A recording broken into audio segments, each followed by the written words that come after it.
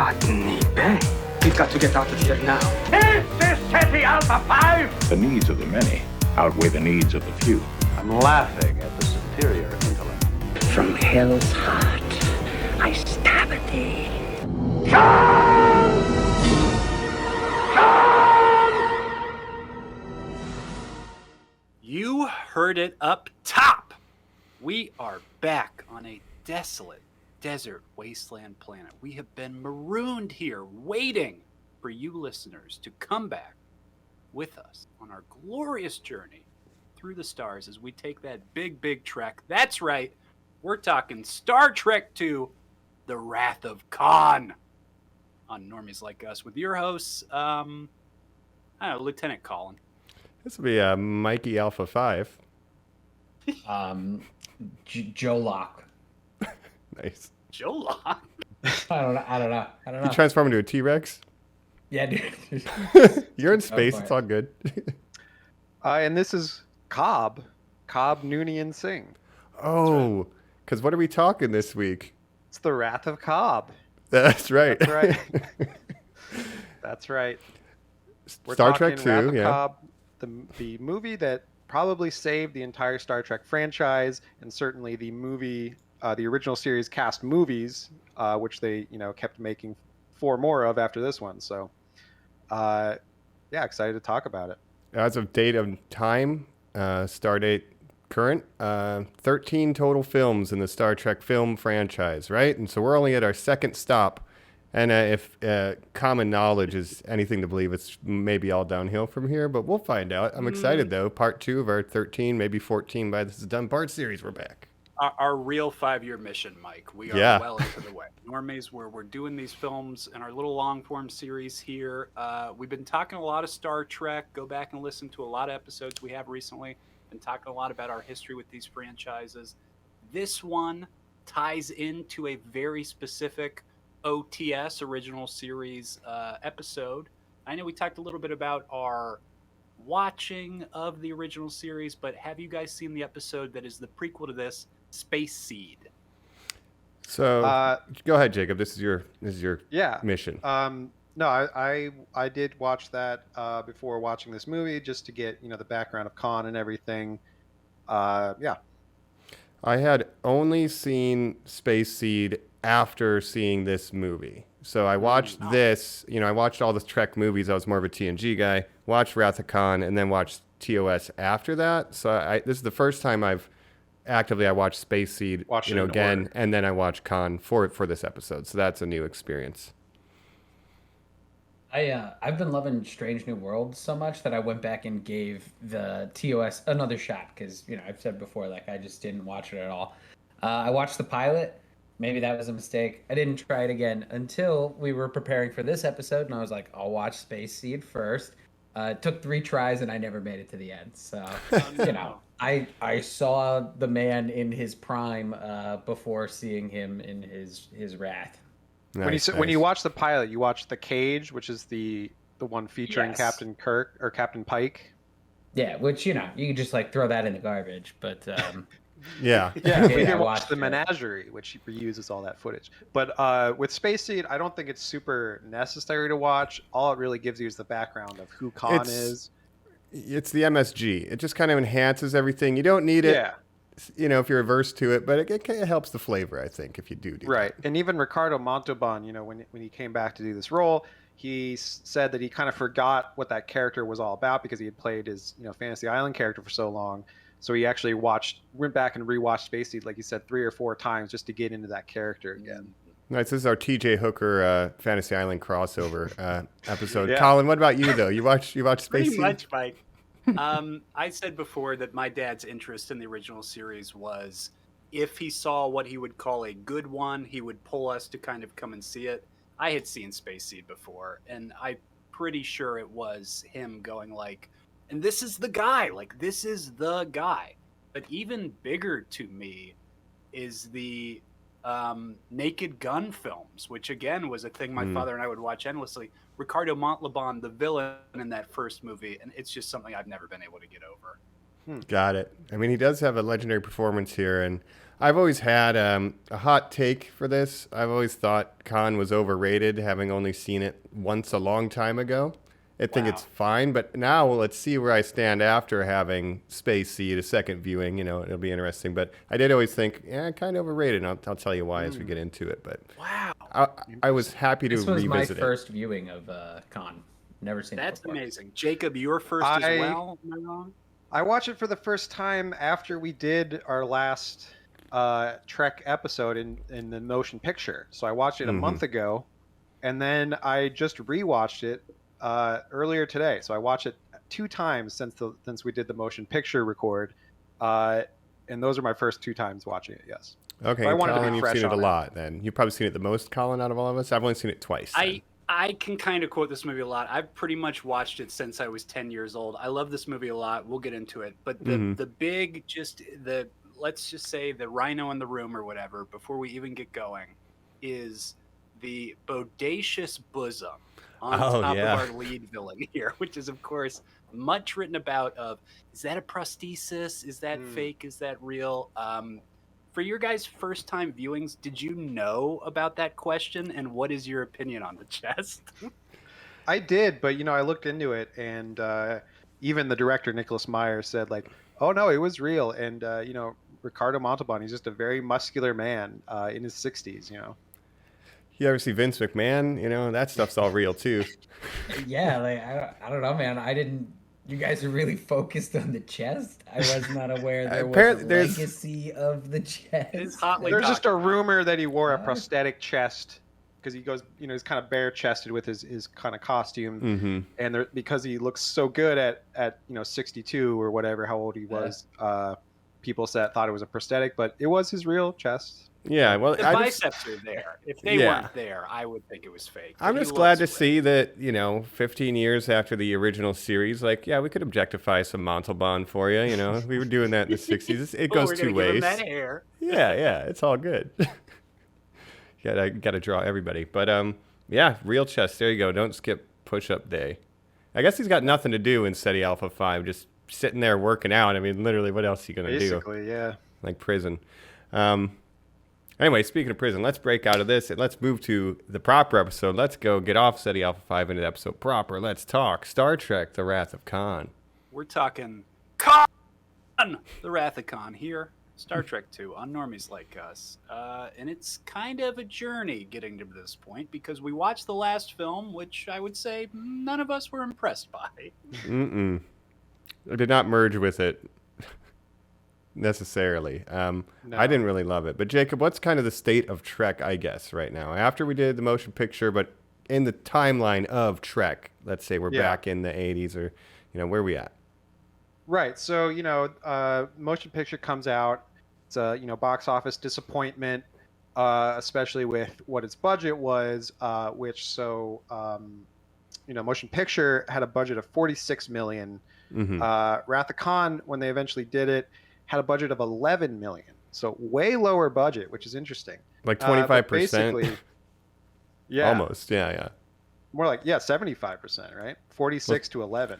25% of it, 75% taken away. Correct, yeah. Right, math. Logical conversation. So Captain. basically, Gene Roddenberry was had a lot of creative control over the first movie. After that, kind of bombed. They kind of said, you know what? Why don't you take a step back? We'll give you a kind of honorary title as I don't even know what this title was, like creative producer or whatever. Consultant. Yeah, an executive consultant. There you go. You will never see again in your life. But they really told him to take a step back, and actually they gave him the option to still have some creative input. But his kind of ego was so much that he was like, no, if I don't have full creative control, I don't even want to really be involved. So like, all right, whatever. And they sort of let, producer Harve Bennett and director Nicholas Meyer kind of take over. And, I think it was a good decision because they really kind of went back to the roots of what made the original series great with Wrath of Khan. And obviously it's a success financially, and it saved the franchise. So, yeah, and it's still considered the best Star Trek movie by a lot of people, right? Yeah. It is interesting comparing it to the original. because it feels like this movie, especially the beginning, is just ignoring it. Like this could have been the first Star Trek movie where it's like you get Kirk returning, but in a different state of mind. Right, it's like that first movie gets thrown away. Yeah. Yeah, they reuse certain scenes, like even him doing the flyby of the ship, right? To enter the ship. Like they do a shortened version of that, which the original should have been shortened, you know, instead of 6 minutes long of a slow, you know, shuttle moving towards a ship, it's like maybe, you know, 30, 45 seconds. So obviously this movie is just a much better movie. It's better paced, better crafted as a 3-act movie instead of what the motion picture felt like, which was kind of like an extended episode and not like a very good episode of the original series. Right? Which is weird because this is literally a sequel to an episode, but yeah. So when they were a couple different like screenwriters worked on this with various kind of ideas and stuff, but basically they went back and were like, what can we use from the original series and like bring back? And they went in, they saw Space Seed, and they're like, Khan, we'll bring Khan back and you know, make him into this iconic villain. Which, you know, he wasn't really that iconic in the original series. I don't think. Like, it was an okay episode, but it wasn't like a standout to me. But again, we're not the biggest original series fans, but in your journey of this, Jacob, Nicholas Meyer, writer-director of this film, had never seen an episode of Star Trek before. So like you said, he's flipping through those early 4 or 5 episodes, and he goes, you want a villain for your movie?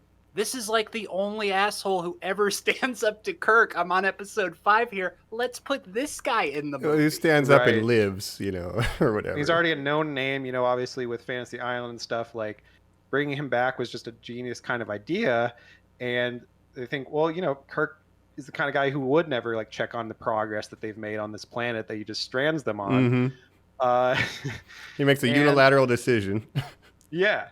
And so it kind of fits into his character that, of course, you know, Khan would want revenge on this guy who just stranded on this planet, you know, forever. So yeah, I think it was a great idea to kind of base this movie on that.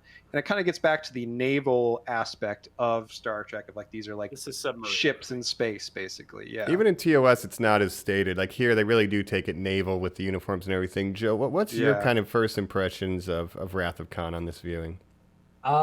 It took me 2 times, man. It took me 3 times to try to watch Space Speed. Never got Which through. is a short episode.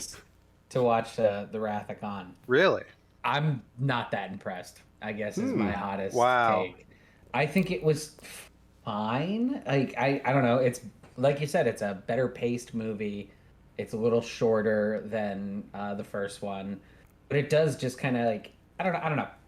It feels like it's finally maybe treading into some of the gray area that TNG like dives into it, where to me, like, that's what Star Trek is. It starts to take form. But yeah, like ultimately it's just 2 different guys having conversations over view screens for most of this movie. Like, I don't know. That was my impression the first time I watched it. And, you know, I don't want to jump too far ahead, but I thought like the end encounter, it's like a little slow. Like, I'm the guy who hated Bullet in film school, so whatever, that's me.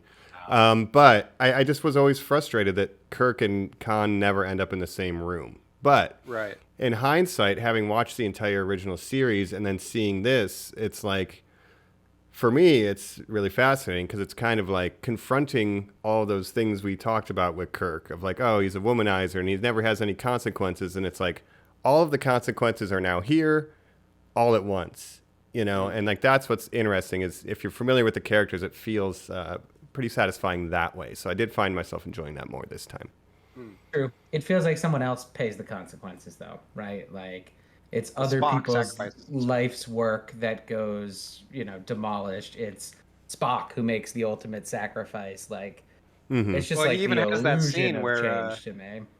Yeah, I mean, Kirk even acknowledges that where he's talking to Khan and he's like, "You're like a marksman who keeps missing his target. Like, you're trying to kill me, but it's just everyone else ending up dead." So he realizes that. I'll just give you my first impressions. I love this movie. I thought it was great. Yeah. I watched it again today, second time in a month, and it holds up. I had it on in the background, but I was like, at certain points, I just had to watch certain scenes, and I thought it was great. Colin, does it hold up for you then? Well, any scene having still been watching it your whole life, yeah. Captain Terrell, anytime he pops up, yes, I would say so. This is Mike. When we were doing my beloved Karate Kid episode, where you were just kind of laying out to us why you love Karate Kid so much. Just a little rocky. Saying, we were having this conversation about perfect screenplays, films having meaning. This is a film that has meaning. Karate Kid, it's all about balance. You know, that's the moral of the entire screenplay. Every character across that film, it's about balance, right? This is a film about life and death, and it hits on every avenue of that. You have a weapon called Genesis that creates life. You have Kirk grappling with aging. You have this desolate, dead planet that people are rising up from with rebirth. However, they cannot find this, path of redemption, rejuvenation. Instead, obsession with death causes them to fall while life rises up. I just think this is one of the best screenplays ever made. I know that sounds so dumb, that literally it can just be really good because they'll like pan over to like a copy of Moby Dick that he has, like Khan has in his like little hub or whatever. I'd be like, yes, that's the movie. You're laying down these groundworks of every little breadcrumb is just adding to this incredible piece, and I fucking love it, guys. Okay, yeah. And you have yeah. Kirk kind of grappling with his age and his mortality, Getting right? older. And everyone's The like, last, "Oh, the last one. What was the plot of the last one? But that's what I'm saying. Like, Throw that one away. They're it's just done getting a better second here, so crack just at it. ignore- Yeah. Ignore the first movie. Pretend this was the first movie in the series, and it's Yeah. great. Most people And, do you know, when they watch them he's an- back. Right. He's an admiral now. Everyone's telling him, "Oh, you shouldn't have took the Admiral. promotion. Like you were born to be a captain, right?" Didn't they do the And- same thing with Picard? Anyways, I'll let you speak. Yeah, but that came after. So that's Picard. They're copying it. Right. Yeah. But we know those shows are bad. No, I agree with you, Colin. Like it's a really good screenplay, and it's really tight. There's no wasted scenes. Like every scene kind of reinforces the themes in the movies, and there's no wasted material. At least that's my opinion. I think if you compare this script to V'ger, light years, pun intended, screw it, ahead of it. And what it does best is the character work to me, and the chess match between Kirk and Khan. It is a lot better than I thought first blush. Like it's pretty clever. For example, everyone knows the Khan yell, the infamous meme yell, Khan, right? And then it echoes over the planet. Like, not a lot of people realize, and I didn't realize till this time, like, that's the gamesmanship. He's not upset. He's already talked to Spock and said, hey, say 2 days instead of 2 hours. Like, It's a lie. It's a lie, and I never realized that, and it really adds a layer to this whole thing. So it is a tight script in that way, and I can give it credit for that. Well, and you can say, they never meet in person, which you could say that's a criticism, but at the same time, it's like it's two ships captains battle of wits kind of thing. So if you have two captains of two different ships, of course they're not going to be in the same room. Moby Dick. Right. Yeah, Moby Dick, obviously huge influence with Khan quoting Moby Dick several times. And one of my favorite parts is when they're in the Genesis cave and, Kirk is talking to Saavik about the Kobayashi Maru, and then he does the flip where you realize, oh, he's been conning Khan this whole time, right? And so, yeah, I think it's great. I say it really made me think. In our last episode, I didn't bring up this point, but I loved what Captain Pike says in Strange New Worlds of, I'll be honest with you, I'm a human. To be a human means every one of us thinks we're not going to die. And just to hear that as an audience member, I was like, wow, I think I really do like this captain a lot. I'm really relating to him. But again, he is taking that Kirk energy of the only thing that it is acceptable to cheat at in life is to cheat death. He truly believes. He says, Jacob, in this, you quoted earlier, I don't believe in the no-win scenario. Right. And how did he beat the Kobayashi Maru? Well, he changed the parameters, right?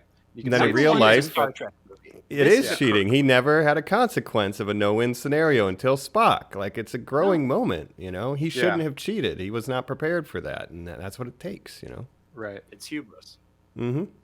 Like, even the cheating the Maru, he never... Anyway, Joe, we're gushing. Well, anything work for you or anything you want to point out that's not landing? Like, I thought it was fine, but ultimately, like, I've heard this regarded as one of the greatest sci-fi movies ever made, right? Oh, yeah. It's Demolition Man, which is, a great movie, but like I've seen like this type of archetype before. I've seen it in Star Trek episodes before. Maybe this is the blueprint. Maybe I'm being like a It little could be the harsh on it. I just cornerstone, don't, yeah. like, Well, again, if you none say of the performances really blow my mind. Here's a hot take. I don't really like vibe with 90% of the cast. I just don't. wow. I just don't. You Yeah. can say, "Oh, I've seen this in like TNG before," but again, this came out before TNG, so Yeah. that's like watching Citizen Kane and say like, "Oh, I've seen these shots in other movies before," you know. Yeah. Right. But like, with Sure, the performances, but what I'm saying about is like this doesn't feel like Citizen Kane to me. This feel like it just doesn't feel. It's not like as 2001. special as I've heard it referenced before. Like it feels fine, but it just doesn't feel like it deserves the praise it's getting. And I feel like if the first one wasn't hot trash, the second one wouldn't be as well regarded. I would put this on par with like Empire Strikes Back as like iconic sci-fi movies, right? You're allowed to make that call, but I hear what Joe's saying too. It does have this kind of mythic status, and even the second time, I'm not sure if it's mythic. I think it's better than I gave it credit for, and there's a lot that I can enjoy in it, but I don't know if I put it at mythic tier either, although I did enjoy it a lot more than I think Joe. And Joe, you say you don't like any of the performances. What about I Khan? didn't say I didn't like any of the performances, but like I don't like. They just don't send me over the top. The death scene I was expecting to like really hit, and it really fell flat for me. Like I'll be honest, maybe it's because I knew it was going to happen. Yeah, we I'm also sorry, know what? he's not dead. Well, yeah, I guess knowing that like the next movie is literally called The Search for Spock is like, Yeah. oh, this is so unearned. Can I Well, speaking of that, oh yeah, go ahead. just to set that up a little? I think we're Yeah. heading the same way, Jacob. You guys have to understand. Leonard Nimoy did not want to do this anymore. He Right. truly, by this point, had written a book called "I Am Not Spock," and he will eventually write a book called "I Am Spock," and that's Yeah. because of this movie. Because No, he had such a good time. Yeah, he basically pulled a Harrison Ford. He didn't want to come back. They said, "If you come back, we'll give you this like great dramatic death scene." And he's like, "Okay, I'll come back." Which And is then he funny enjoyed- because technically Harrison Ford pulled a Nimoy, you know, because Nimoy did it That's first. true. but- Well, guys, I would argue. Can you imagine if he directs the next movie? That's that what we're I'm saying. gonna He talk enjoyed doing this one Yeah. so much. He's like, "Okay, now I want you to bring me back, and I'm going to direct the next two movies." Can you imagine if after Force Awakens, Harrison Ford was like, I heard those Solo directors dropped out. What if I direct Solo and it's called The Search for Solo? Like, it's like that I is love the that. level of what's happening. Right, Yeah. right. Very, very much true, yeah. That would probably make a better Solo movie, honestly. I'd be interested to see that. But you're telling me all the cons like lackeys hold up for you? The That they don't, Chippendale like, Dancers? pull you- Absolutely. Yeah. Oh, They no. don't pull you out of Sexiest the bad movie like boys. immediately. They're just here's part a of the fun fact scenery. For you, Joe. So there's a episode of TNG called Symbiosis, I think. It's about you might have seen it. It's like there's two planets, and one planet has like the population of the other planet under their control because they're like all addicted to this drug that they provide them, but they tell it's medicine. Mhm. So Kirk's son in this movie is in that movie, and the right hand man of Khan is like the rich planet guy. So both those actors are in that. Yeah. Okay. In that In episode. TNG episode. Little Wow, fun wow. fact for you. Kirk's son That's is like funny. the drug addicted guy. Yeah. Right, interesting. Okay, yeah, and they say it's medicine. a Yeah, they fun don't. fact There's for really you. Like, only. there's Yeah, go there's a ahead. couple moments of like the chess game where I'm like, okay, like I get what they're doing here, but like on the whole, like I didn't think like Shatner pulled his weight in the Nimoy death scene, and I didn't think like Khan landed like maybe 40% of the time for me. The other time I was Wow. just like, this just feels like a bad like Lex Luthor, you know what I mean? Like I don't know. Well, here's I don't know. what gets me, Joe, because I'll bandwagon now. Let me talk about what I don't like too. I think Khan is good. It's very poetic and almost Shakespearean what he's doing. Shatner is a little weak. He was the most human. Like he's not Human. He's not crazy good, but He's tearing up. that's He's how they are. tearing up. That's how they are in the original series. So that's fine. But for me, the biggest thing, and it's a budgetary thing, like that last fight and stuff, and the way the chess match plays out, it is slow, and the end battle is not exciting. It's just slow and awkward to me, and the effects don't look as good. They use the dry dock footage from the first movie, which looks incredible, but then they shot the new footage with different crew and stuff, and it doesn't hold up as good. Certainly, there's it better. looks cheaper. There's Yeah, one I mean it's sequence 11 where million it's like versus 46 million. they're stalling for time, right? To like enter the code so that the shields will go down so they can get like one little pop shot, Mhm. Brian. 52. Yes. Why is that scene like 20 minutes long? That's a 5-minute scene. Like it just feels so. Scenes like, were longer 30 back in the day.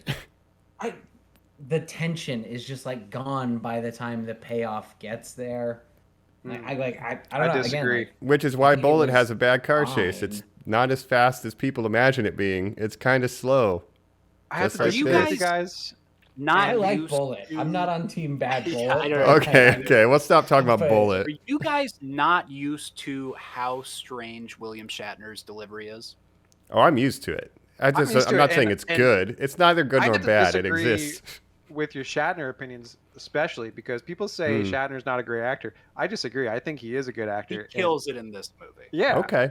I think so. In his He's doing style. the same thing that the character growth is the same as the other movie. And I understand the other movie's That one bad, doesn't but, exist. like, it's the same It's- actor but again- doing the same character growth 3 years later. It's not, you're saying character growth. There's not even really an arc or anything. Truly, he stays at this stagnant top level of him kind of doubting himself with getting older, but really he's maintained the position of admiral and stuff. It's truly the end of the film where his entire arc stands of he does understand, like we said, the weight of losing something. A no-win I don't scenario. cry or get upset when he loses his best friend or his best friend says, you forever will and shall be my best friend. I get upset when Shatner gets upset. When he looks like he's kind of like having trouble dealing with it, I'm like, oh, this fucking sucks. I've been there, dude. That's Yeah. what gets me. And that's why I think it is effective. I do think it's a different arc. In the first movie, he's just like, I'm back on the ship. I'm in charge. Like I have, big ego. He's a little bit different here, at least to a He's the degree. teacher. Yeah. And I'm sure it's like better written, but it's the same sort of like, I'm at the next point of my career, but I wish I was still exploring the skies. And Bones is giving him the same speech True. that Bones gave him in the last be a movie. It's just 30 better. Minutes into this It's just movie. better done just here. better. And even in the beginning, when they go into his like apartment, and you see You're all gonna the end up like something relics here on that he my has. shelf. Yeah, If that's a it's great, part yeah, of you're his gonna be. Better Gives him the screenplay. glasses. Yeah. It's so It's good. the It's same. so good. It's just better. Like Mm-hmm. And I also think the Sam other Raimi did it. Evil Dead 2. So like maybe I'm being too harsh on it. I just don't understand. The cult-like The, like, following. This is it. It doesn't get any better. Like I don't know. I used to like to jump, a like pregnancy amount of movies forward from where we are right now. I thought Star Trek Into Darkness. It was like, oh, they're treading on con water. That's sacrilegious. You can't do that. Watching like the limited knowledge I have that now, calling back to this, I'm like, I don't see it was a bad homage. Like that movie is I don't know about that. on like I don't know. I don't think it's like We'll get holier there. than thou anymore. I've looked at that recently. the problem with Into Darkness is that it's just a totally different character who they at one point just says, "Oh, my name's Khan," but it doesn't have any value John because Harrison. if you didn't know who Khan was before, it doesn't mean anything to you. And there's He's like a not the same character pre-established at all. relationship from Space Seed. In the Abrams Yeah. verse, it's just new, but we'll get there in It's just some 4 guy that years. shows up and yeah. That's my name. Yeah, I think but the other thing, it's not the other last better time we'll part- see him I on think this. it's like Yeah, I don't just- have it in an untouchable list anymore. I think Yeah. But I think the other thing that's I want to better about this touch it. movie is the character of Savick, right? Played by Kirstie Alley. You kind of have so in the last movie you had all the Ilya.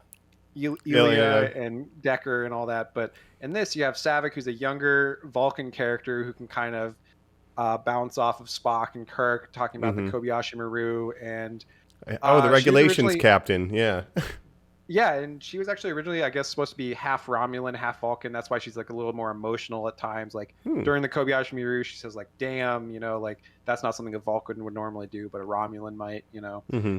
So Interesting. I think that would have been a more interesting direction where she's kind of half Vulcan, half Romulan. So she has the emotional side, she has the logical side. But I like what they did with her character. How did you guys feel about Savick, Lieutenant Savick? She has more substance than Ilya or Deckard, I guess. I think she's good. She's fine, and she helps with those things. Like Kirk does have a hubris, or I guess Spock when she's like, "Oh, shouldn't we like scan the Yeah, and then ship?" Spock's like, Spock's like, Kirk knows "That's that, Kirk. He knows what he's doing." And it's like, well, Yeah. technically, if you would have scanned or put up your shields, you wouldn't have gotten fricked. So, you know. Right, and then right after that, Kirk's like, go on, quoting those regulations. Yep. I was wrong, I love it. So, yeah, It's I a think she's way all right. better stand-in for the audience character. And I love the but- angle of the trainees. Like, it starts out as a training mission, right? And I like that because that gives them. That's why these older. Why are they back on the ship? Well, they're training the new generation that's gonna pilot the Enterprise. And they kill Spock In at the the last beginning. film. So you think, oh, it was just in the training thing. He's not really going to die. Right. That was a rumor. Like back in the Oh day, my I heard God. that as like, oh, it was just a big joke, you know. All 80s movies will go on to pull that gimmick of all the main characters dying in the first scene and then going like, gotcha. But in that first film, we see the continued adventures of the Enterprise. It's just Kirk who's detached. The rest of the crew is still there, going about their lives. They have aged out in this relic. In this one, we see the Enterprise itself has been traded off to be a training plane or whatever. It's not even in use anymore. This is how upended everybody's lives are at this point in time. Nimoy just teaches how to fly on the Enterprise and then goes like, oh, I don't know. All right, come on, let's go over this way now. Yeah, and everybody else is just instructors, you know. Like Uhura's just a teacher, you know. And they're just like, yeah, that's what we do now. It's 15 years later, whatever. But we've got one guy out there who's still doing missions, and of course, Pavel Chekhov, who's got to be hanging out with his captain, Captain Tyrell. They're working on the Genesis mission by scouting out dead planets or whatever. Let's get in, because this is sort of our setup for the whole film. They're scouting what they believe to be the barren wasteland of Ceti Alpha 6. But no, my friends. This is Ceti Alpha 5. The Botany Bay. Are you familiar with Mike, the way he says this. Botany Bay. Bay. Botany Bay. Oh, no. We got to get out of here. I love it. He's like, we got to get the fuck out. Just turns, starts running away. Are you familiar with the Chekhov, let's say, conundrum with this film? I was unaware of it until now. So, Joe and all the uninitiated listening at home, the problem is Chekhov wasn't on the original series until the second season. Space Seed is a season 1 episode, so Chekhov technically never met Khan unless because Khan's like, Khan says, I never forget a face. You. Yeah. Did he work in the laundry room? Like, where were you? Never forget a face. They did kind of explain that because they said, well, Chekhov could have been on the ship, but we just didn't see him at that time. Yeah. And so he was working, in a different deck or whatever. Well, do you know a They novel? did kind of prove it by saying, well, prove me wrong. Yeah, say he wasn't there. Yeah. They have adapted all the earlier episodes into novels, and the Space Seed novel says that Pavel Chekhov is part of the night crew of the Enterprise. Oh, he's assuming so he just got bridge. promoted to the day crew in season 2. Okay, I appreciate that they fixed that. And here's my novel. And that there's upward momentum in Starfleet. Starfleet, It's yeah. really nice to know. There's a little upward mobility. Not for Harry Kim, though. It's no. He does nothing exemplary ever, though. You think he dies 4 or 5 times, though? Poor guy. We'll do that. But that's why he had to keep starting over rank. That's right. You're back to ensign. It's a new life. It's like Dark Souls. Get used to it, Harry. But yeah. So they find out that we're on the Botany Bay. Oh, we got to get out of here. And then that's when Khan shows up. He's like, "What are you doing here?" And then, Kirk's trying to pick him up. This is Admiral Kirk. Khan's eyes light up. Oh, that son of a bitch. I'm going to go get him. And then that's kind of the crux of the whole movie. He knows he's alive, and he wants a big revenge. But, Mike, I would say even further than that. Let's really dig into what is the crux of this movie. Mm-hmm. A man comes up. All you see is a slit of a visor. Takes off one incredible robotic glove, undoes his shawl, takes off this helmet, and a drag queen steps out in front of you with glorious white hair, makeup. It's Thunderdome Tina Turner. Right? It's essentially Tina Turner from Thunderdome. Yeah. But all this to say, immediately we get into this description from Chekhov of, this is a man from the Eugenics Wars, a genetically modified monster. He, we did this stuff, blah, blah, blah. The way Khan turns away, he is hearing this list of achievements of this guy. He almost conquered Earth. He almost did this. What we know is, out of the 70 people from the USS Botany Bay, or the SS Botany Bay, that was left on Ceti Alpha 6, 50 of them are still alive. Maybe. It has been 15 years in a wasteland. when the planet beside them blew up and shifted their atmosphere, became desolate. That was Obviously, 6 months Kirk in. didn't mean for this, but we have this man who was essentially a king of Earth dropped down to his lowest form. So he is hearing this person he considers inferior list off all of his achievements, what to fear of this man. What do you fear of this man? He's the king of a dirt pile. And all he hears is the man who used to be his number one enemy, who caused him this misfortune, Captain Kirk, is now Admiral Kirk. Just there, the writing. I mean, the performance that Montalban gives as he turns to the camera, he's very often not facing the people he's talking to because he just looks down the camera and gives you the craziest expressions possible as he is processing all this information. And then you get some more incredible subtle writing. Of course he's a genetic monster. We heard Chekhov say this. But boy, they sure are wearing some mysterious suits that seem to have handles. I love that they built that chest handle on. Picks him up by the handle, lifts him to the sky. We are getting demonstrations now of how deadly this man is. I mean, it is just, from that point on, I just don't understand how you guys can say anything about this movie is bad. Because it is firing on so many cylinders that I'm just like, excellent, this is genius. Let's just keep this moving. Oh, you're going to introduce sandworms that control people's brains? Great. Let's do it. I love it. Anytime Khan's on the screen, I'm like, I love it. You know, he's monologuing. You know, he tasks me, and I shall have him. You know, it's great. Great. Keeps the one glove on Jacob for some reason. I noticed that today. He took one glove off at the beginning. It's awesome. And he just stays like that the entire time. Yeah, it looks great.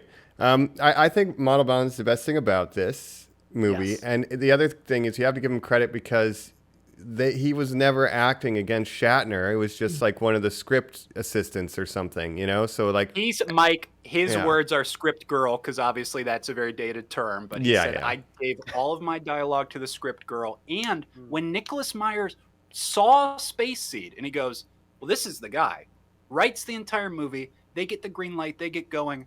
Nobody asked Montalban if he was available to be in this movie. And he goes like, no, I'm shooting Fantasy Island. It's the most popular television show on the planet. And they're all like, you are? Could you be in our movie? And he goes, okay, we'll figure it out. And by the grace of him, makes this movie occur. Yeah. James Doohan, who played Scotty, said, Montalban should have won an Oscar for this performance.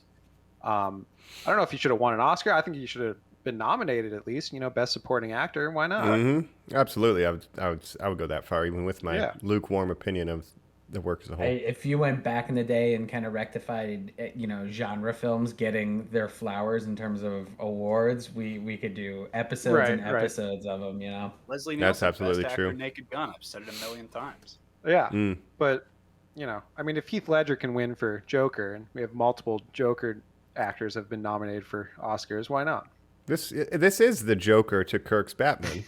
Yeah. And this is the most There's not a big villain. rogues gallery. I mean, the Gorn is Killer Croc, obvly, but... Yeah, I mean, this is the iconic... Keep going. That's it. I'm done. Of Trek, right? I don't know who Robin is. Spock, sure, why not? Yeah.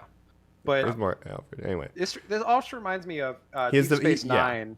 There's not to get into Deep Space Nine too much, but Cisco has this adversary who is a former security officer who starts working for the Maquis, right?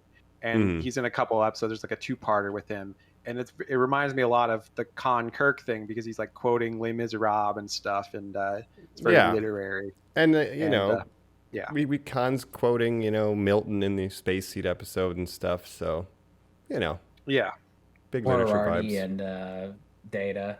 That is big literature stuff. Jacob, question for you. So Nicholas Meyer's sort of world in the Star Trek universe is that he kind of is just taken over ownership of Khan, right? And you kind of see Star Trek embrace it. There's a lot of people who kind of hint at the name Noonan Singh, or there's a lot of talk about the Eugenics Wars, obviously, in Deep Space Nine. We know Dr. Bashir. But I don't know if you know the answer for this. Nicholas Meyer gets one consultant credit on an episode of Discovery. Is that because it has to do with Khan in some way? It could be. I mean, we know in Strange New Worlds, obviously, there's this La'an Noonien who's an ancestor of Khan's. Maybe daughter is what I'm predicting right here. Or granddaughter. I don't know the time. Oh, yeah, it could be. Because Eugenics Wars is in 1994, right? So. Yeah, I think they established in the last episode that she's like 100 years ancestor of him because like Genghis Khan's descendants, right? Years. Yeah, but I will give you a fun fact about the name Noonien, right? You see this name Noonien a lot because we have Noonien Soong, the creator of Data in TNG. Yeah. Why does Roddenberry keep using Noonien? Well, I'll tell you why. Because apparently Gene Roddenberry had a friend who was named something Noonien that he had back in the day, and he lost contact with this person and was like trying to find this person. So he named Khan Noonien Singh in hopes that that person would just see that episode and like contact Gene Roddenberry. And then he did the same thing like 20 years later when he made TNG. He's like, I'll call Data's creator Noonien Soong. He's not related to Khan Noonien Singh in any way. He just thought for sure that meant he was. Right. No, he's just been trying to find this guy named Noonien for 30 years. So I just thought that was a funny guy. Thought he was cool. Wants his contact number. Where are you? That name. That's very funny. Wasn't a thing. Yeah, that's very funny. Is there any? Because Khan was said to be in Space Seed from India, correct? And the Ricardo woman Montalban Spanish. Yeah, but the woman even says like, "Oh, he's like a warrior, like a Sikh or something, right?" Like I think he's a Sikh. Yeah. But then what I'm thinking is, and casting was weird back in the day. Let's be clear, Genghis Khan was, I can't think of his name, John Wayne. But if you think about the future, 23, whatever, we're kind of a globalist society now, so kind of anybody could grow up and live for like you could be a fourth generation person living in India. Whose name you have Spanish descendants. So I don't think there's an issue because it's the future. But I was just thinking about that practically, like in an in-world setting. It's like, he could be like fifth generation. His family moved from Spain to India, and he's just been chilling. Then he got eugenics. That's where all the tech. Who knows? But it kind of makes sense. What we've seen of the canon Star Trek present day of now, which is like right utopia. Before the Eugenics Wars, when things got really shitty, but then we changed and became a utopia, right? This is like right before that. So that could very well be possible. Can I add that real quick? There's a hairs, line in this movie where it becomes pretty clear that Genesis is going to be used for the wrong means. Carol Marcus is introduced. She's a doctor who's working on this program that basically creates matter out of no matter. That is the Genesis program, right? Yes. Her son, create life, David work, Marcus, and destroy life. Mm-hmm. Her son, David Marcus, another doctor, Dr. Marcus, they both turn at one point, says when it seems like there's this ploy that maybe Admiral Kirk has commissioned Genesis to be used as a weapon, he says, I knew it. Scientists are always the pawns of the military. And his response says, Carol Marcus says, I can't believe you would say that. Starfleet has kept humanity and the world safe for 100 years. I won't buy into what you just said. Which I go like, wait, what is that now? What did you just say? Well, it's interesting, Colin, because a big, catching point for Roddenberry was that he felt they were making Starfleet too militaristic, and like in his vision, that's why like the uniform changes are more kind of military in this with the coats and everything. So it is the military. There's different rank badges, yeah. But he wanted it so like if you look in the motion picture and even in the original series, they're less kind of military based than even this movie. I think it's more like the Google campus in space. Yeah. Then like this they're higher all wearing gray jumpsuits. But I understand the entire principle of Starfleet and First Contact. When a society develops warp engines, First Contact occurs, you're asked if you want to come into this whole thing. But the way that she's sort of setting it up and saying it there is, have we globally as a society, like humanity achieves nothing anymore? We truly are just the cog of Starfleet now? I mean, it could be. Like all that technology goes to Starfleet. But I don't know, Bones was expressing reservations about Genesis on his own too, where he's like, well, this falls into the wrong hands. It's like he's like, maybe not Starfleet. 6 days! You want to do it but in if you 6 look at minutes? the life creating ability of it, like does the good outweigh the bad? Like in the wrong hands, it can be used as like a mass murder weapon, but it could also be used to create life on an entire like barren nuclear planet, energy right? or a nuclear bomb, right? You're right. Yeah. And that was like a last minute change too. Like there was going to be a super weapon that Khan wanted, and then somebody in the writers' room was like, "What if it's like a terraforming thing?" Let's And, try this all. And it's interesting because And that's more fun Khan's right-hand sci-fi. Man, yeah, Khan's right-hand man is like constantly telling him, "Forget about Kirk. We've got the Genesis project. Let's fucking We have terraform a SETI ship. Alpha 5." Mhm. Let's go. So he could have chosen to just leave We'll and do go that, build but an he's so empire. consumed by vengeance that he's like, "No." That I is must the destroy power Kirk." of that first scene, though, Jacob. When you see how much it's building in Khan, you know the answer is he's never going to give up on any of this because it's like, we have all this stuff. We could get free. Oh, so you mean I could go kill Kirk? Yeah. Excellent, excellent. I wonder And how he Kirk knew a even uses Klingon that against proverb. him. Right. They weren't Revenge around. is a best Dish best Now- served best cold. served cold. Do He you probably guys reads a remember lot. seeing Kill Bill, the first Kill Bill, where the Mhm. title card, the first opening shot is "Revenge is a dish best served cold: old Klingon proverb." Yes, very good. Because this That's thing has interesting rippled because- through pop culture. Yeah, 100%. Was that not a quote? Was that not a saying before Klingons existed? I had or- to look it up. 17th century France, it's accredited, but nobody Hmm. can find the origin of it. Because I thought it was Shakespeare, of course. Well, no, Right. the Klingons time traveled to France, so they're both true. Yeah. They just Now, deleted the Mike, record. you That's why know- nobody knows the author. Yeah. Mike, do you know the original plot that got Gene Roddenberry fired from Star Trek II was he wanted to write a movie where Klingons travel back in time to stop the assassination of JFK? Wow, no, right. I didn't hear that. I did hear though that he also worked on the novelization of the first movie, and I guess in the book, Kirk has like a sex teacher. Yep. So Hell yeah. they're like, get this guy out of There here. you go. You're in jail. Get out of Yeah. here. That's the guy outta here. craziest thing I've ever heard you say, and then Colin just goes, "Yep." Yep, that's Roddenberry. It's interesting that they were like they got him out of the movies, but then he still had so much creative control over TNG, and especially in the They early promoted seasons. him. You're back down to Yeah. TV, but we're promoting you. hmm Well, his name was valuable, I guess, more than the actual work. Anyway, what do I know about Right. that? Wrath of Khan, though. Oh, man. Wrath of Khan, great movie. Great movie. Good movie. The special effects, I don't think were holding up. And to me, it looks like toys on the screen. Whereas in the first movie, they really took their time. But it's a budget. It's the budget. They literally couldn't. But do the effects look any worse than Star Wars the original series? Yeah, The orig- 100%. Like before remasters and stuff. Yeah. Yeah, I agree with Mike, 100%. actually. Yes, they do. Well, Because maybe I've a little bit better. a friend of the show, Adam, was able to find the despecialized editions that the fans have done, and I've watched them in the last 2 or 3 years. 100%, they're better than this. Okay, but again, to have your budget cut from 46 million for the first movie to 11 million, I mean, so if you put it in that perspective, like what they got on screen is pretty good for 11 million. Yeah, and we did get with the Genesis test, like when they show what the Genesis bomb will do, that's the first entirely CG shot ever in Yes. cinema, like a You're computer-generated ruining my shot. Quiz, but that's Sorry, okay. I won't talk about it more. Wow. But my one last fun fact about the way the effects don't look right, they switched to ILM, and then they were shooting on blue screen. The original ship was painted very shiny, which meant they had to make it much less shiny to do the blue screening because the blue would spill.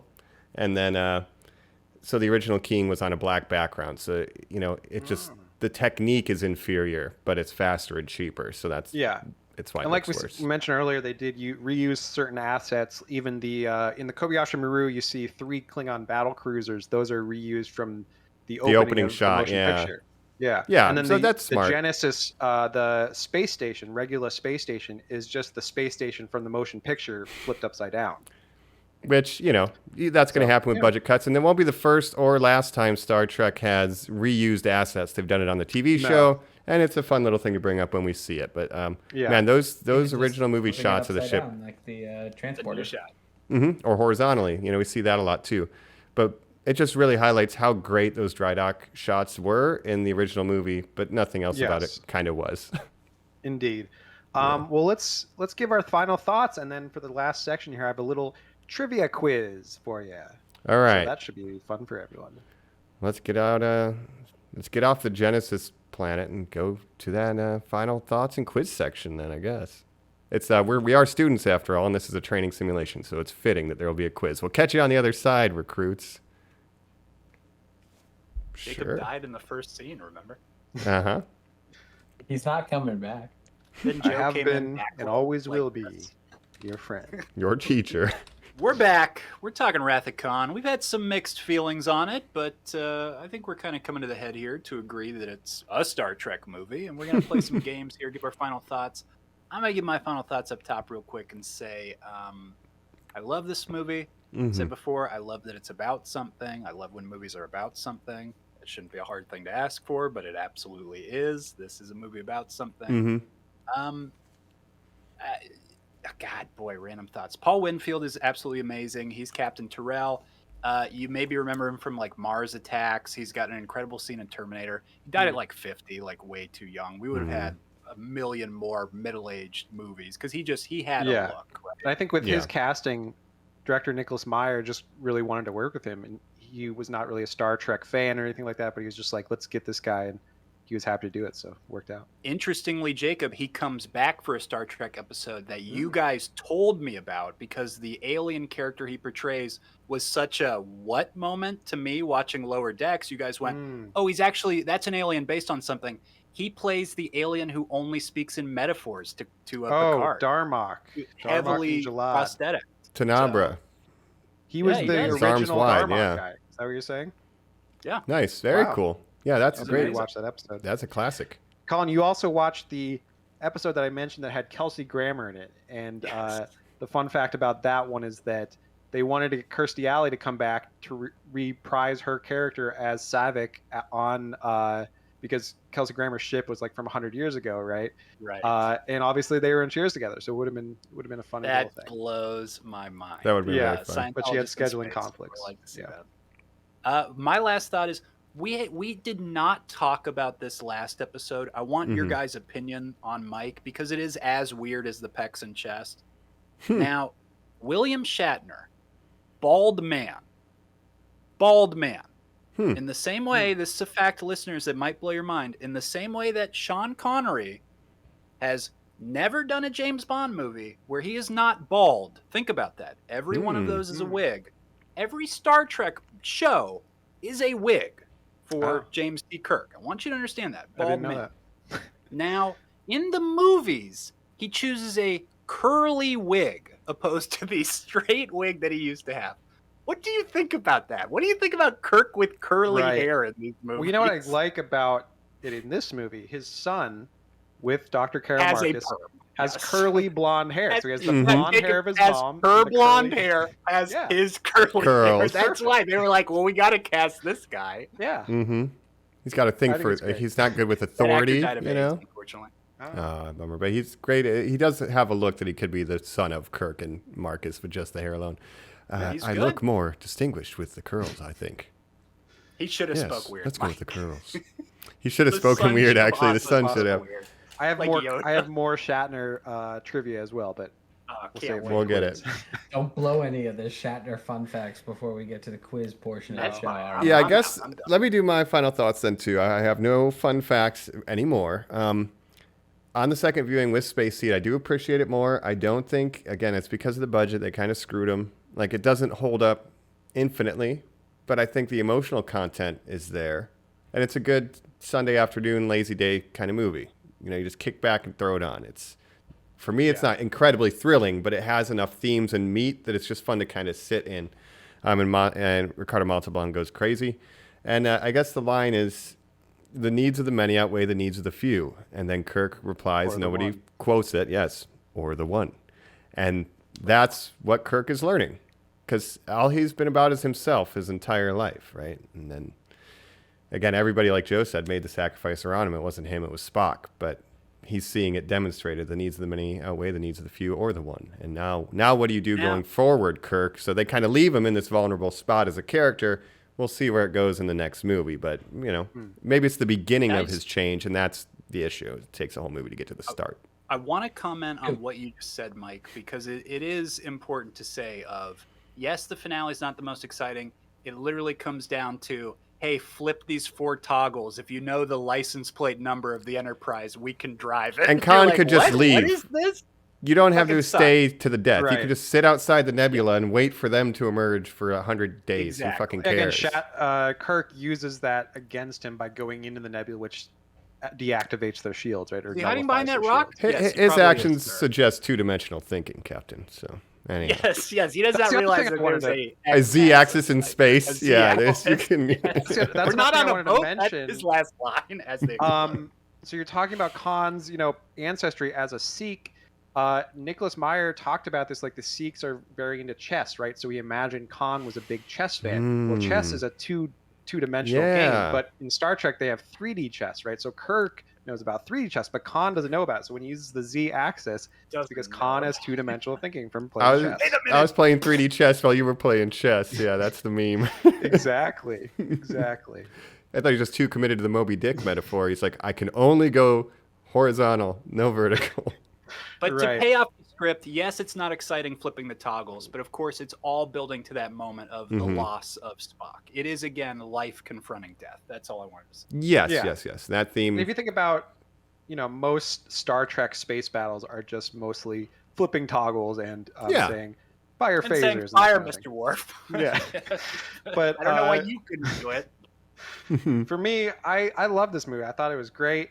I think it's super engrossing. I watched it again today, and it was still engrossing to me. And, I just loved it. So everything you guys said, I agree 100%, except for the things that I don't agree on, obviously.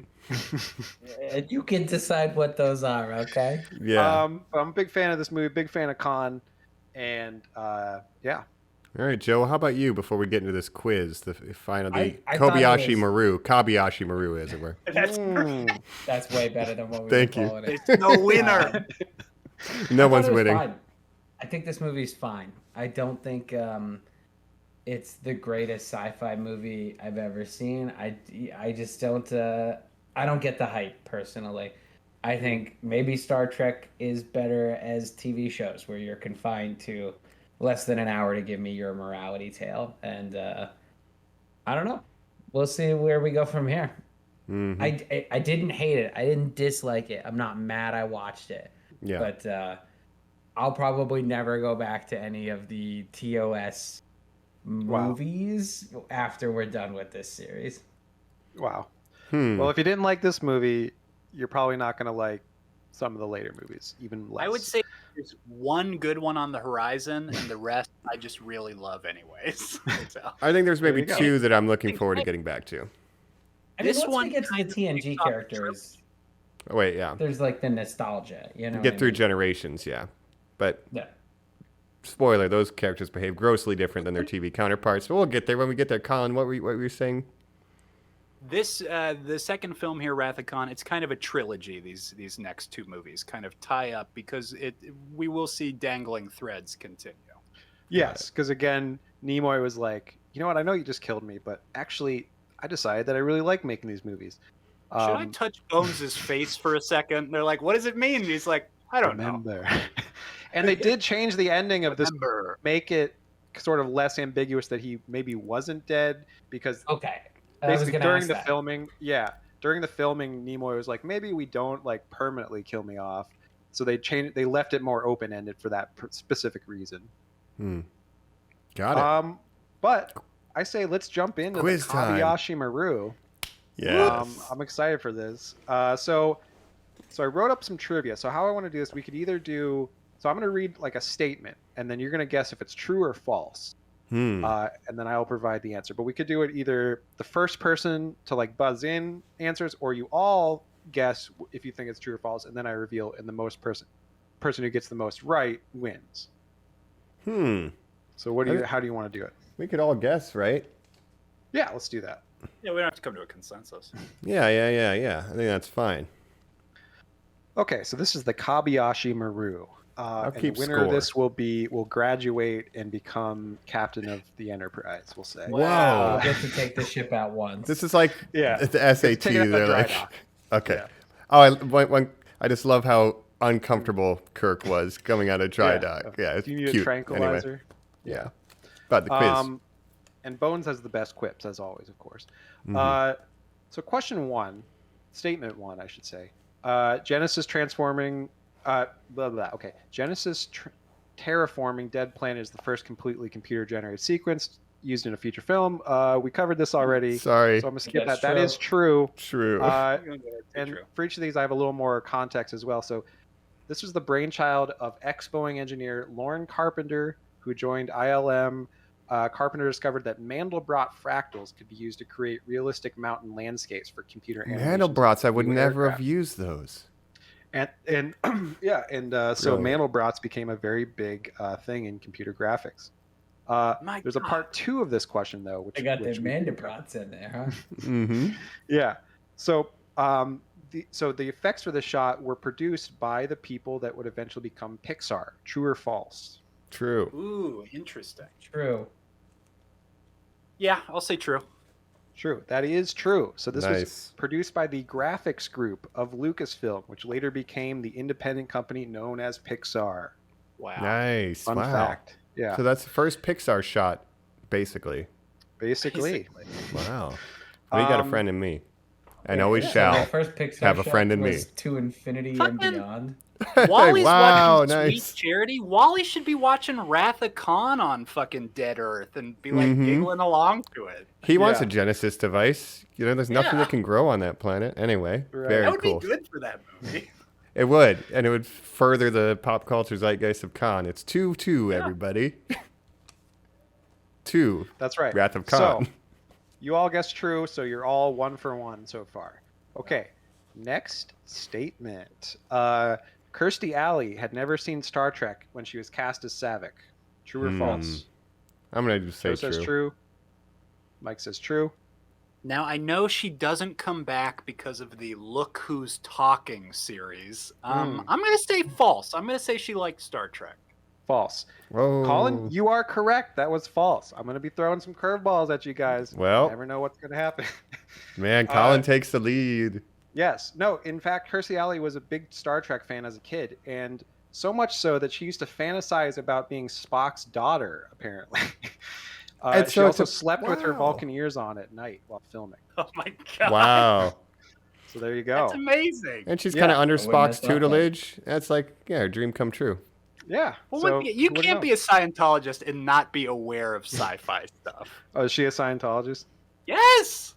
I didn't know. Look Space- who's talking. Her and John Travolta, both Scientologists at the same time. Well, I don't want to get too much into that, but have you seen Strange New Worlds? We do have ghosts from space, so, you know, it That's kinda, right. It works. Next question. Next question. Ricardo Montalban wore a prosthetic chest piece. We covered Ah. this. That is false. Well, everyone gets credit. To say. I can't believe only Star Trek nerds would be like, no, he's too ripped, Prosthetic. Men can't be that buff. too buff. There's no Yeah. way a man. Well, Yeah, the yeah. fact that he's in his 60s, I mean, Yeah. that's commendable, Yeah, but I don't it's know. not impossible. When you look at Gene Roddenberry at the time, it's like, no. yeah. Or Bill. Vince McMahon is 75 years old, and like just a couple Yeah, I'm days sure he's ago, never used steroids. he was sending pictures of him squatting 1,000 pounds to WWE wrestlers at like 3 a.m. So, Oh, I'm yeah, sure I that's all saw this. natural, 100% natural. No No wind sills, not substances used. I didn't say. Hey, there if it's were cosmetic, who substances, gives a but shit? He's come on. not competing in the Olympics. I don't care if people No, use I don't steroids. Your care. body, your You choice. should be, Um, Mike. Next statement. Yes. This is the only film in the original 10 film run, the motion picture to Nemesis, where a Klingon does not make a physical appearance. True or false? I got to think about this one. The only time we don't, I'm going to say a physical appearance, you're saying. TNG's Yes, covered 'cause we by did An see- in-person appearance. We saw the 3 ships at the beginning, but an actual Klingon making a physical appearance. I'm going to say it's not the only time. I'm saying false. It happens at False? least one more time. That's my guess in that run of Okay. 10. I'm gonna say true. Joe says true. I will say true as well. Colin says true. It is true. Everybody loves the Klingons. They do.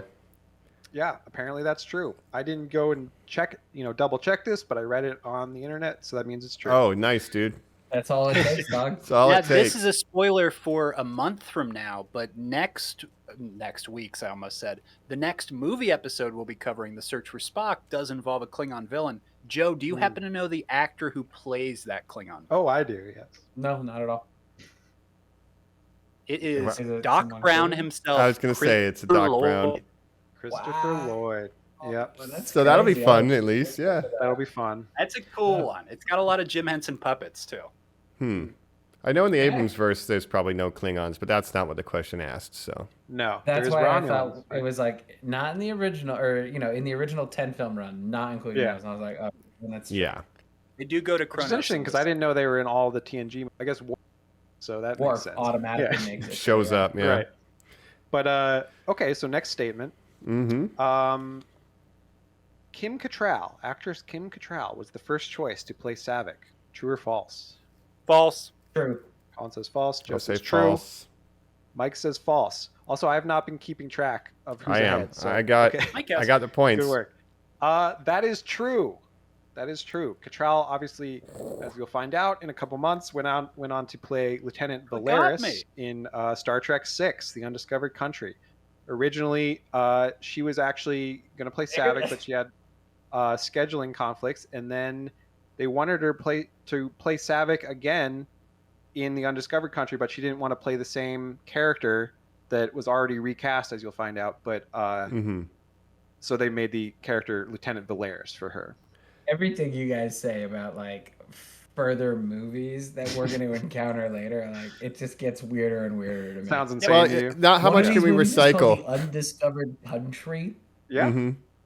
That sounds like the tagline for like Wisconsin as opposed to like. Well, that's a Shakespeare quote, Joe. The undiscovered country is death. And that's one of the better ones, according to most fans. That's And, the best one. yeah, which is also Interesting. directed by Nicholas There we Meyer. go. So get ready for that. That's right. And- He comes and back Joe, for it. Another one of these movies you might be interested to know heavily features whales. So get ready for that. Heck yeah, dude. It'll be the whale of a animal time. whales. As we stand, 5 to yes. 5 for Colin and Joe. I have 3, and I'm disappointed because I spent the whole day literally watching retrospectives about Khan to learn, Wow. and I didn't learn Well, you much. still have. It took me 2 times to finish at once. I've got 3 more, so you still have a chance to come back. Okay. Phew. So next statement: Madeline Rue, who played Marla McGivers in the episode Space Seed, the woman that goes with Khan from Mhm. Oh, sure. the Enterprise, Okay. his wife, who they kind of write off as having died on Third Alpha 5. Yes.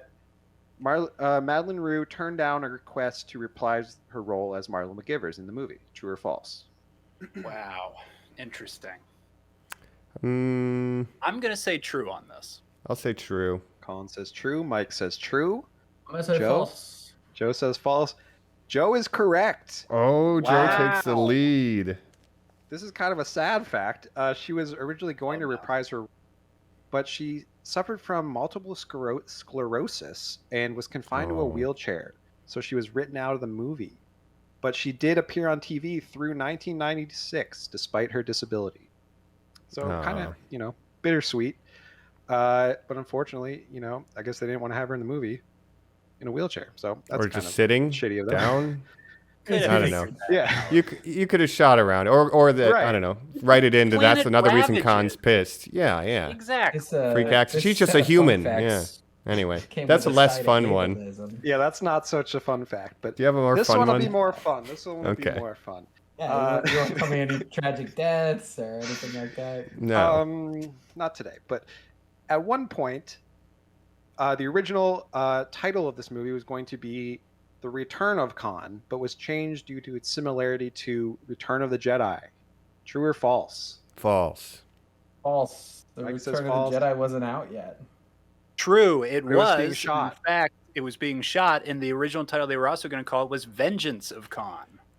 Yes, actually, That's the one I heard. Colin. That's why I said false. yes, it was false, Colin. I tricked you. You tricked me. Yes, that was my trick question. I said I was throwing curveballs. It wasn't originally called The Return of Khan. It was originally called The Vengeance of Khan, which was deemed too similar to Return of the Jedi's original name, Revenge of the Jedi. Revenge. And Joe, That what was was a your little answer to tricksy that? one.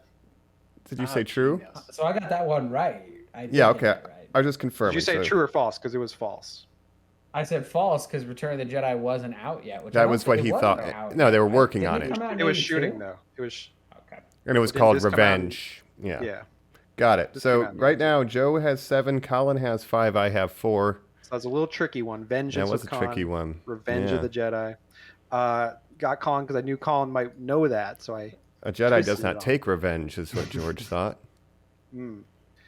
All right. So last question. What is the score now? 5 for Colin, Already 7 won. for Joe, and 4 for me. So this one's got to be worth wow. a bajillion space points, right? Joe's Maybe already we're locked 10, it up. Yeah, we can make it worth This is my 3 victory points. lap, baby. Oh, jeez. This is when Kirk can literally just say no, boo boo, and like that's enough for Khan to be like, oh, I yada. Yeah. He did this in the view screen. He put his nose in his hand. I'm laughing at the superior intellect. Joe's laughing at our superior intellect right now. I'm thinking two-dimensionally, right. and it's not Joe, the least fan of this movie, is running away with the quiz, but we can make this one worth 3 points. Khan was the least fan of Kirk. But we can take it from him. He doesn't deserve it. For I would what he spit my did. last breath at the Okay, last statement. Mm-hmm. William Shatner didn't want to play a middle-aged version of Kirk and believed that with proper makeup he could continue to play a younger Kirk. True or false? True. Yeah, I got it. True on I that. want to believe that so bad. Yeah, I don't it's know. True. It is true. Producer Harv Bennett convinced Shatner that he could age gracefully like Spencer Tracy. Incredible. Impossible. I will not. They All right, were well, joking and William screaming. Shatner with makeup to make him look younger in the 80s. That would have been amazing. Well, so the final score is 6 for Colin, 8 for Joe, and 10 for me because I changed the conditions of the test. And I own the laser disc, so I gave myself 5 points. Mike hacked the test. I changed the condition beat and I received a Takahashi commendation on Maru. top of it. Yeah. I don't No, even know. Joe what is the quiz winner. Joe is the winner. He did it. to Congratulations, you all Joe. for the Kabayashi Maru. Maybe next month we'll continue this quiz and we'll do that for Return of the Search for Spock. So does that mean Joe gets to take us out of dry dock? You signed yourself up for a quiz at the end of every one of these movies. Now, Hell yeah. I'm definitely gonna. Kabayashi It's got a Maru. I'm happy to name, do it. you need a graphic package. All right, we'll work on it for sure. But yeah, congratulations, Joe. That means you get to take us out of dry dock, which means do the end spiel. I dare you. Yeah, so you're gonna want to follow us on YouTube. All of our socials. It's at Normies_like_us. Go ahead and make sure you're watching all those videos. Let us know if you're a fan of Khan, if you're ready to search for Spock, all that jazz. I don't do it as well as Colin, but You also weren't Let us know if prepared. you think Joe's opinions There's a are first time for blasphemy. everything, Admiral. Yeah. there you go. Mm-hmm. That was great. Well, thanks everyone for joining this. Admiral, man, his eyes light up. Yeah, that's all good stuff with him. But thanks for coming along the journey. Yeah, Wrath of Khan, we did it. Next, what's next? Yeah. The next time we do a Star Trek movie. The next time we next we have Leonard Nimoy stepping into the director's chair with Star Trek 3, The Search for Spock. That's right. Well, that'll be the next time we do Star Trek. But next time you hear from us, I think we're going to be on another desert, life, hard, sustaining planet. Scum and villainy, all that. So we'll see. What could that be?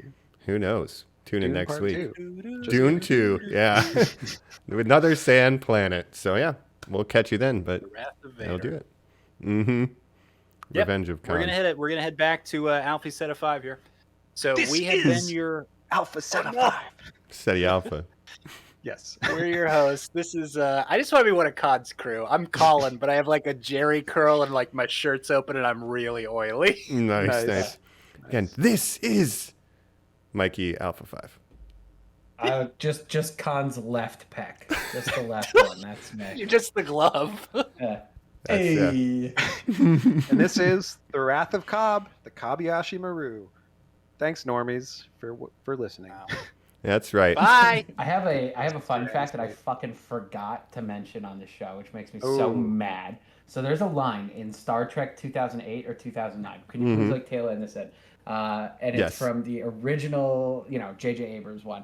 And Bones is like, "Can I talk to you real quick?" And he pulls Spock in the other room, and he goes, "Are you out of your Vulcan mind?" And I laughed so hard because I thought, wow, what a clever, dumb That's Right. so dumb that they That was did like that. every episode. I'll give them credit for Yeah, it, you you're know?